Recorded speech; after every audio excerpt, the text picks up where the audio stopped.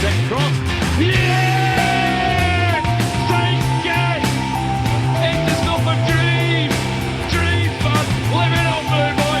Live it up! Feeling heart of the underground. No one to chase me around. I wanna throw my head in my hand. Hey everyone, Mulv off Noisy Neighbours. I'm bored out of my mind on a Friday night, so I thought I haven't picked my side to face Bournemouth in the FA Cup on Sunday. So I thought I might do that live, and if anybody wants to join in and help me pick an 11, that would be cool. Yeah. Is this really happening? Yeah. Yes, Pepper Squad, it is.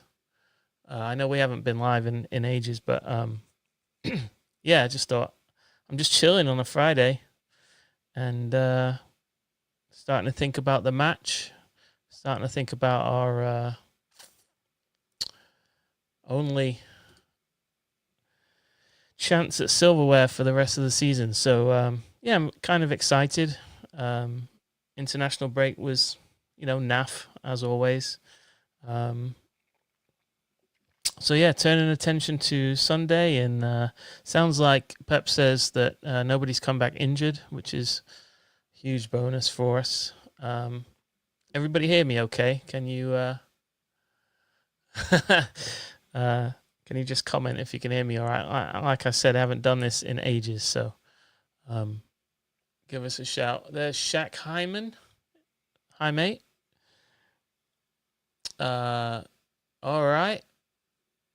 Abdi, big up. It was nice meeting you in Columbus. You too, mate. What a great time that was. Wow. Amazing.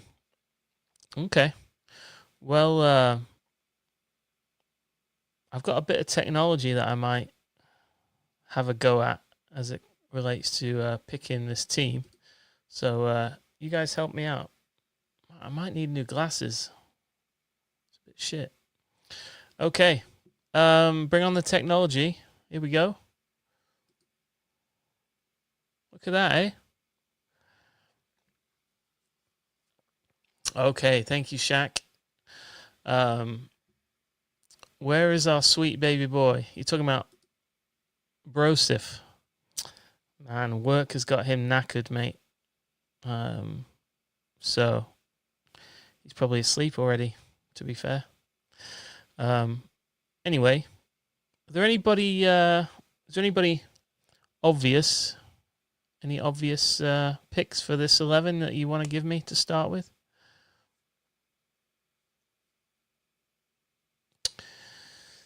Up front, maybe.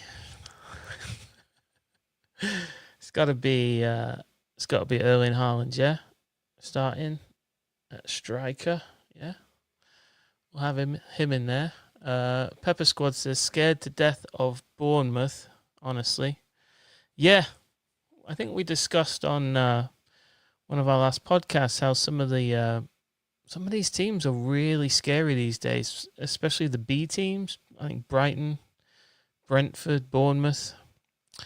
They've all put really good teams together, and the managers are next level. So yeah, this is going to be a real test for us away. We're going to have to be absolutely on our game to advance in this in the FA Cup. Beyond Belief's gone for Marmouche in this. Yeah.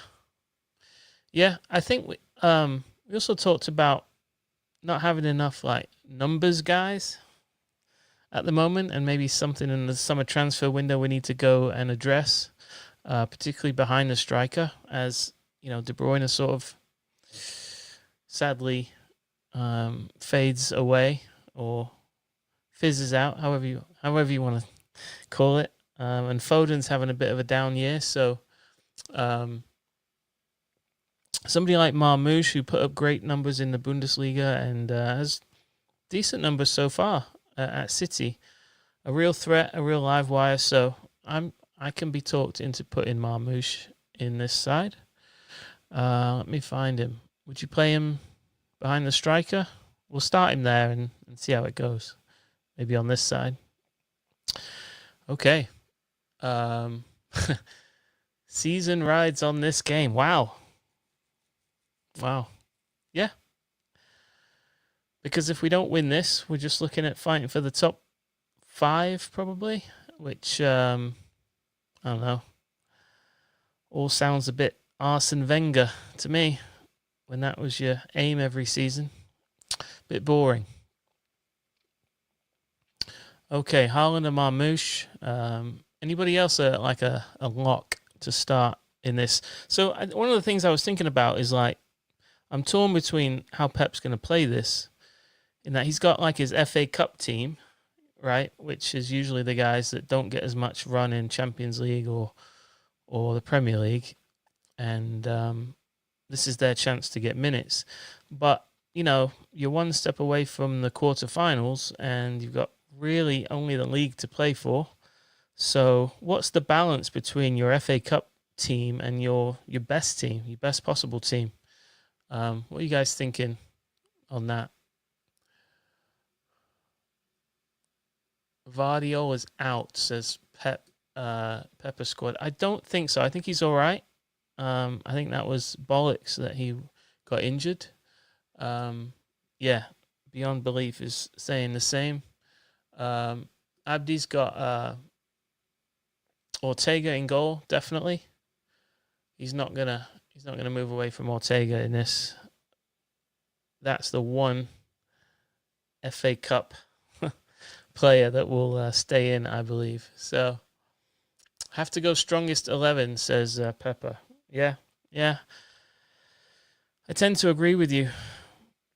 Are there any other FA Cup players? Like Ortega for sure. McAtee's been a big feature in the FA Cup, but is it time to put the big guns in the midfield or on the wings where McAtee might play? Let's try to pick a.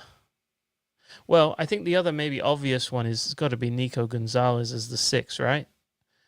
Like there's really no other option in the middle there. Oh, that's Bernardo. So I'd be having Nico Gonzalez at the 6. Are we agreed? Yep, Nico G. Agreed on that. Any other locks? Is Arman Kusanov a lock yet? He's got to be. It's got to be Kus and Diaz, right? I'll be doing Kus and Diaz. So yeah, so this is where things tend to swing towards your best 11 rather than like your FA Cup, because you might have seen, well, if they were fit, other centre backs playing in this, or you might have even seen like a Vitor Hayes back there. But no, I think you go with your best fit centre backs at this point. Nico and Diaz, yeah. Oh, Nico G looked injured to me in the Brighton game, says Beyond Belief. Oh God, I hope not. Okay. How about some fullbacks? So he's been playing Nico O'Reilly at left back in the FA Cup, and he's done reasonably well, especially in the last one, right? Didn't he score twice in the last one? So tough to leave a kid out at this point. Depending on Vardiol's fitness, if he played too much perhaps over the break, it could be Nico O'Reilly. Although against Bournemouth, that worries me a bit. What would you guys do, Nico O'Reilly or Vardiol?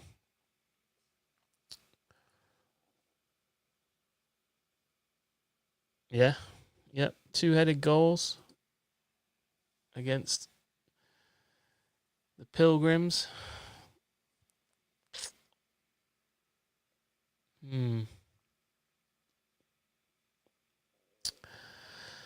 Oh, this is hard. I'm going to reward the kid. I think Vardiol played a lot of football over the break. I'm going to reward the kid and put him at left back. Right back. This has been a struggle most of the season. It's probably going to be Rico or Matty Noonge. I'm going to go with Rico Lewis. But let me know what you guys think. He can invert into midfield and help Nico Gonzalez out. Because O'Reilly could do that, but I don't think I've seen him do that as much in the FA Cup. He sort of holds down the left. Stays sort of more defensive. I think I'm going to go with Rico Lewis as my right back, but also sort of tucking in. Okay, that leaves us with, if we're doing like a 4-3-3, then somebody in the midfield to partner Marmoush and Gonzalez, unless we end up moving Marmoush wide. We'll see. Who would your other midfielder be? Gundo, Bernardo, Foden, De Bruyne, Grealish, James McAtee. What do we think? Let's move these out a bit.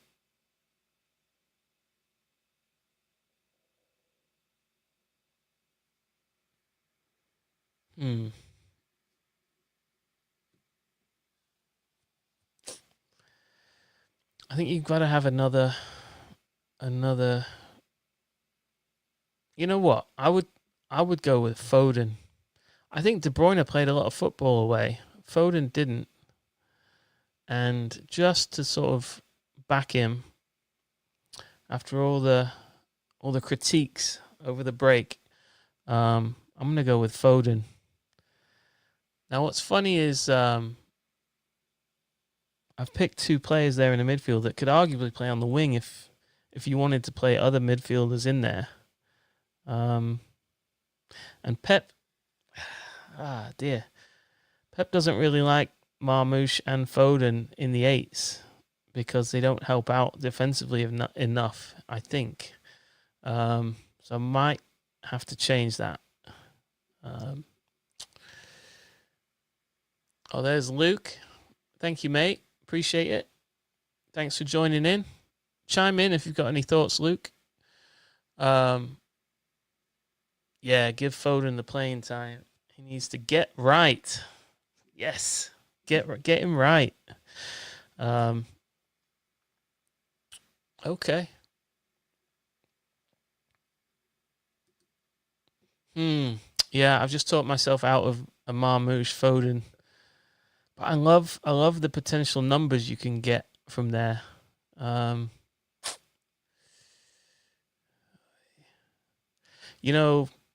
Bournemouth, I assume, might be playing the American Tyler Adams in the midfield, who went to my high school. Roy C. Ketchum High School in Poughkeepsie, Wappingers Falls, New York. So, big up Tyler Adams, the homeboy. Oh, here's greetings from Chicago. Manoj, how are you, mate? Good to see you. Yeah, Pep isn't playing Foden and Marmoush. Not in the middle, anyway. Yeah, so probably should change that. Oh, Blue's chimed in with Blue. Love it. What more is there than that? Sums everything up. Okay, I'm going to have to separate Marmoush and Foden. Oh. What if I move Marmoush to the wing? And I'm going to put him on the left. I'm going to put, Savinho's coming back from Brazil, Oh, boy. I'm going to put Doc. Okay, the other midfielder This is difficult. Who do you want? Is he going to play it safe with like a Bernardo or a Gundo next to Foden and Nico? Am I trying to predict what Pep's going to do or what I want to see? Oh, dear.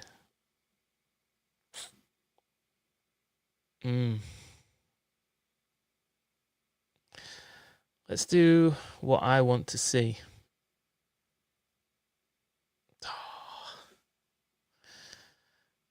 All right, I'm going to do this. I'm going to put Foden out on the right. I'm going to put...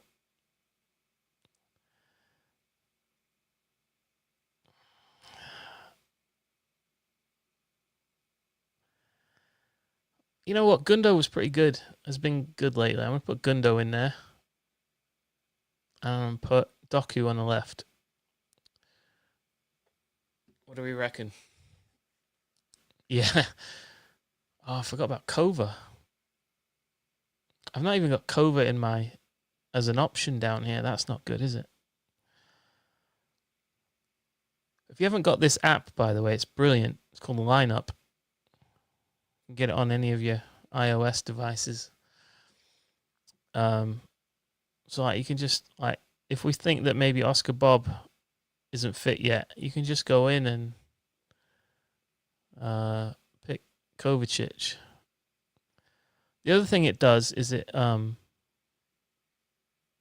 Doku here, if I wanted to change his picture, it goes straight to the web, and you can search the web for a picture and then change it by just... oh, that one's not going to work. Anyway, you can change it really easily. Cool app.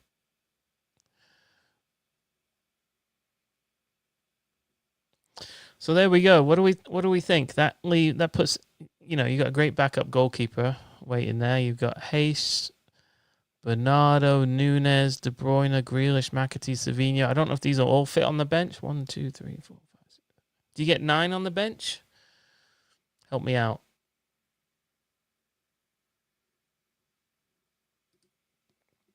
But that's you've got options coming off the bench. De Bruyne, Savinho,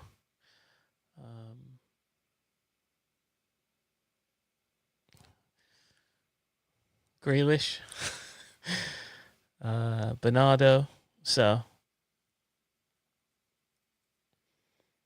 I like that. It's pretty balanced.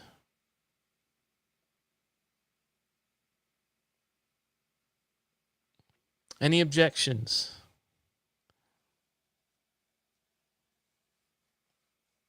Cool.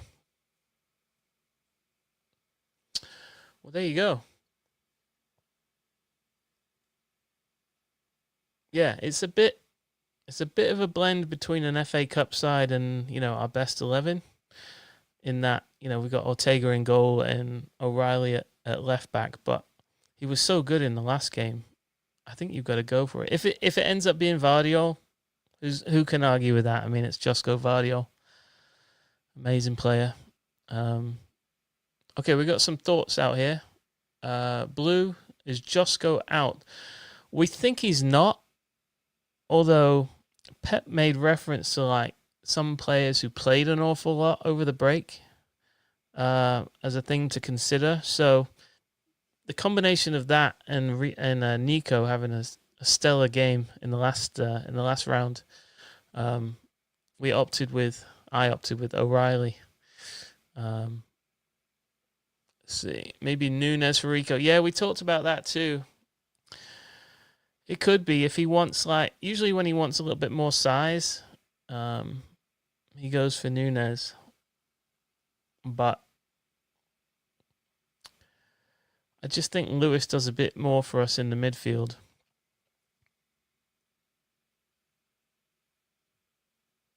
Pepper Squad said it looks good. Cool.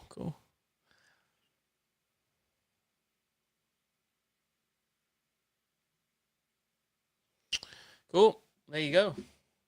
So is there any predictions for the weekend? Anybody like sort of down about us at the moment? Like we might get bounced out of it at the moment. Anybody nervous? Or was there confidence?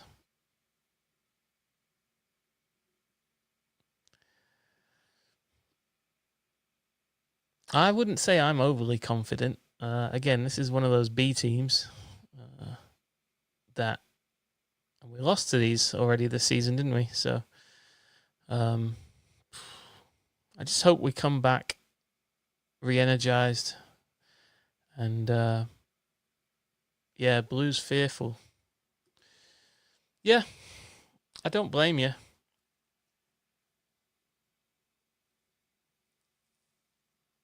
Yeah, Chad, not too confident. Oh, we're down bad. We're down bad.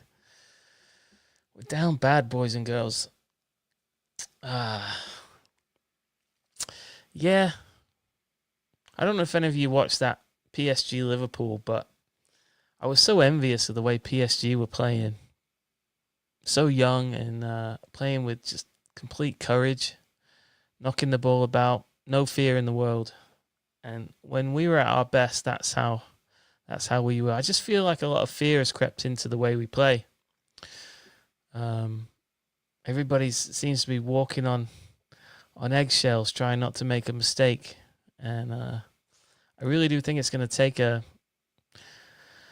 some comings and goings this summer for that to sort of bleed out of the side at the moment. So yeah,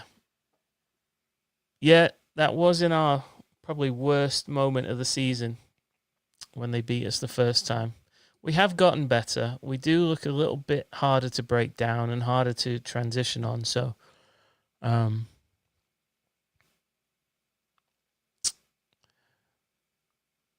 hopefully that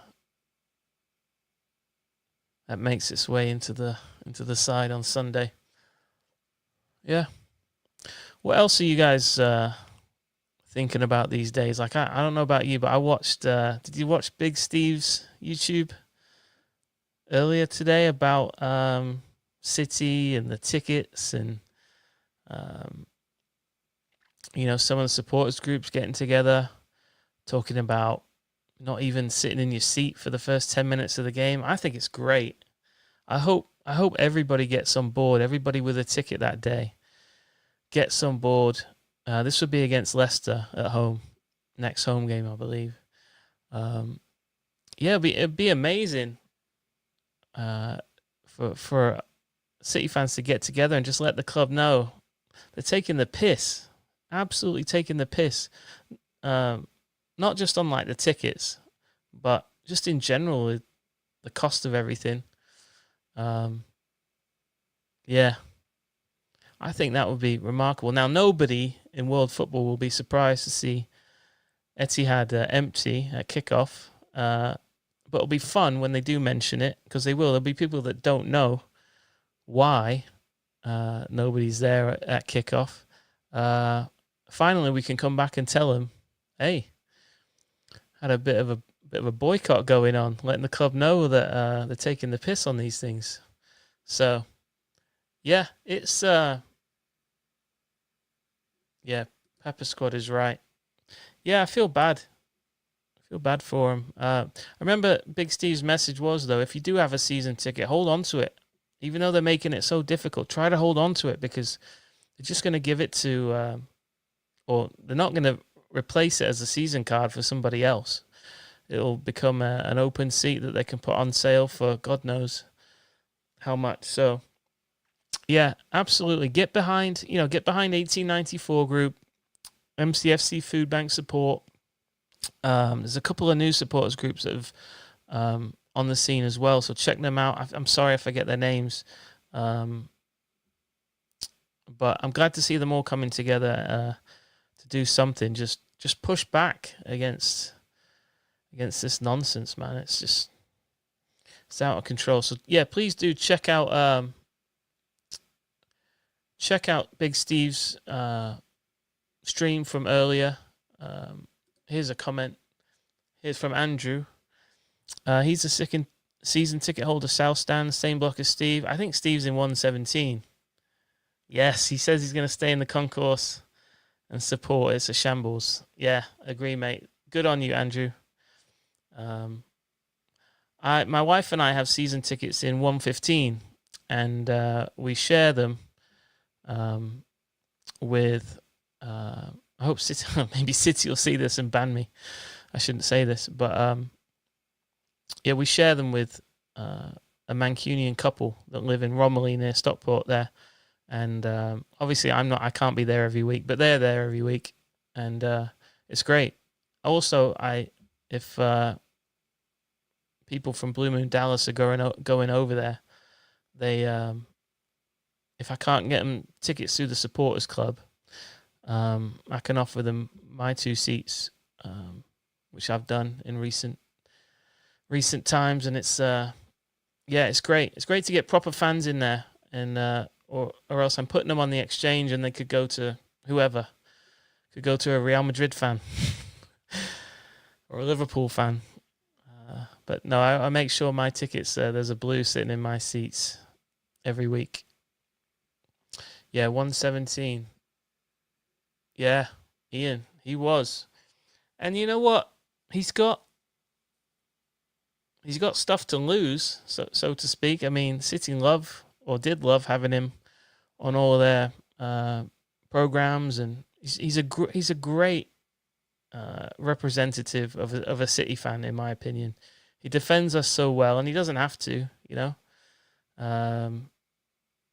And well, not only does he defend the club, but he defends the fans, and I think those two things are being pit against each other at the moment. His love for the club and his love for the fans. And he's, you know, according to his videos, come down on the side of the fans, which is fantastic because that's what he is ultimately. But yeah, watch it. It's really good, really good. Ian says, never felt so disconnected. Yeah, I can imagine. So hopefully that organization will happen at the Leicester home game, that we can, as fans, send a message that we're not going to take this lying down. I just think City are in such a unique position. I don't know if unique's the right word, but they're in such a great position to set an example of how clubs should treat their fans. You know, figure it out. These guys, you're so creative with the commercial side of the game. Get a company to sponsor a ticket freeze or a ticket reduction or what have you. You know, there's all this bad press about the club because of who the owners are and because we're so successful and what have you. They could do so much great PR by just being better to the fans than other clubs are. It'd go a long way, in my opinion. Pepper says, it's incredible to me Steve goes home and away. Yeah, he mentioned that it cost him like 20K annually to follow City home and away, Europe and all that. So, wow. Nah, he's great. Yeah, I think to the comment I just made about what, you know, City are missing a chance here to really set themselves apart from other clubs as it relates to the fans, in that, you know, APT's been ruled unlawful and we can backdate sponsorships that dwarfs the money from the tickets. It does. The match day revenue is not a large part of City's income, is it? I don't know. I just think they could be a lot more creative than they are, instead of just raising prices all the time. Anyway. Yeah, Steve's amazing. Read the room. Viagogo announcement was a kick in the balls. Yeah. Yes, you're right, Ian. It was. That seemed to be like the straw that broke the camel's back. I know a lot of work was already underway, but in terms of like some sort of pushback from the City supporters, but that seemed to be the one that has really set everybody off. So hopefully it can spark a unified effort to show the club that they need to chill out with pricing fans out of supporting the club they love, ultimately. All right, I think I'm going to wrap it up there. This was a lot of fun. Thank you to everybody who joined in and picked the team with me. And I could probably take that off the screen now. Thanks for picking the team with me. Thanks for listening to my ramblings about Bournemouth and, ticket prices and all that. So appreciate your comments. I assume you all listen to the podcast. I want to thank you for doing that. Joey and I are so thankful to anybody who listens to us. We'll be back after the Bournemouth match with a review of that. And it'd be good to get back in the groove after the international break. So thanks again, everybody, for watching and listening to the show. And we'll catch you on the podcast. Yeah? Ta-ra.